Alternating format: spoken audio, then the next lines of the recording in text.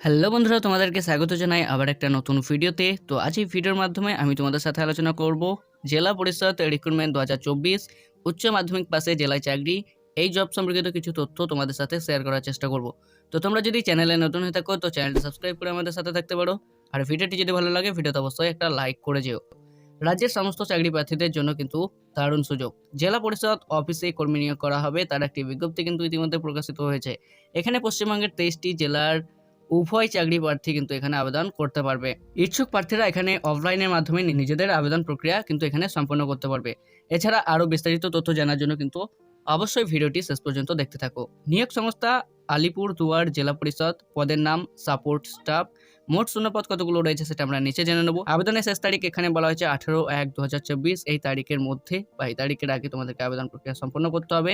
পদের নাম আমি আগে বলে দিয়েছি যে এখানে সাপোর্ট স্টাফ, এই পদের জন্য কিন্তু এখানে ভ্যাকান্সি নিয়োগ করা হচ্ছে। ঠিক আছে, এখানে বয়সসীমা ও বেতন কত রয়েছে সেটা আমরা জেনে নেব। যে সকল ইচ্ছুক প্রার্থীরা এখানে আবেদন করতে চাও তাদের উদ্দেশ্যে বলা হচ্ছে যে এখানে সর্বোচ্চ বয়স 35 বছরের মধ্যে হলে পরে কিন্তু এখানে আবেদন করা যাবে। মিনিমাম বয়স 18 বছর এবং সর্বোচ্চ বয়স 35 বছরের মধ্যে হতে হবে, তাহলে কিন্তু আবেদন করা যাবে। যদি তোমরা এখানে চাকরি পাও তাহলে কিন্তু এখানে তোমাদেরকে প্রত্যেক মাসে বেতন হিসেবে প্রদান করা হবে 11,000 টাকা।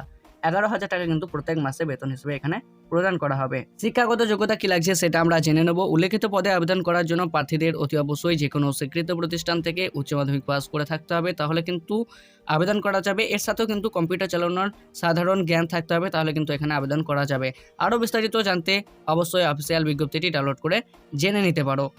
এই বিজ্ঞপ্তিটি প্রকাশিত হয়েছে আলিপুরদুয়ার jp.org এই পোর্টালে কিন্তু এই বিজ্ঞপ্তিটি প্রকাশিত হয়েছে। আবেদনপত্র জমা দেওয়ার ঠিকানা কিন্তু ভিডিওর ডেসক্রিপশনে দেওয়া থাকবে, অথবা তোমরা অফিসিয়াল বিজ্ঞপ্তিটি ডাউনলোড করলে পরে কিন্তু আবেদনপত্র জমা দেওয়ার ঠিকানা পেয়ে যাবে।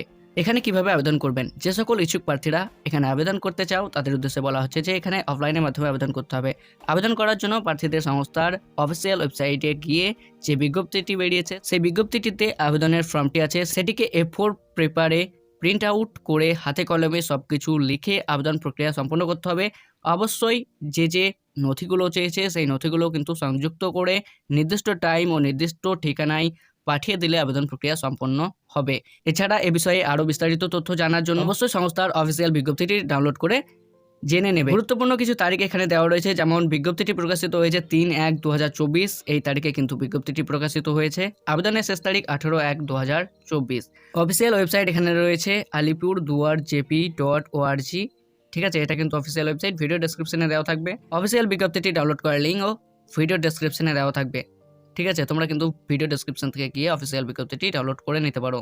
তো বন্ধুরা, আজ এই ভিডিওর মাধ্যমে আমি তোমাদের সাথে আলোচনা করার চেষ্টা করলাম জেলা পরিষদ রিক্রুটমেন্ট 2024 এই জব সম্পর্কিত কিছু তথ্য। তো তোমাদের এই ভিডিওটি কেমন লাগলো তা নিচে কমেন্ট করে জানাতে পারো। যদি ভিডিওটি ভালো লাগে তাহলে অবশ্যই লাইক করতে পারো, তোমার বন্ধুদের সাথে শেয়ার করতে পারো।